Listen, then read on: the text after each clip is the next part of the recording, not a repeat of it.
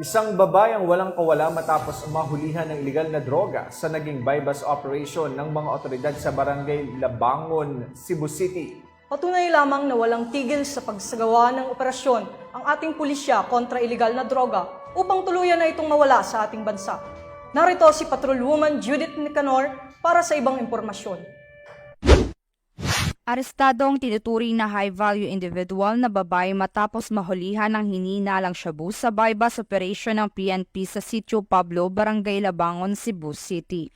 Kinilala ni Police Major Iranio Sanchez Regador, Acting Station Commander Police Station 10 Cebu City Police Office, ang naaresto na si alias Carla, 35 anyos at residente ng naturang lugar.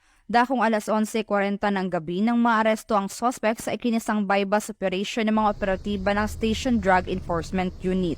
Nakumpiska mula sa suspect ang ilang pakete ng hinihinalang shabu na may kabuang bigat na 10.25 gramo at may standard drug price na 69,700. Bypass mai at transparent plastic pack na ginamit bilang lagayan ng hinihinalang droga.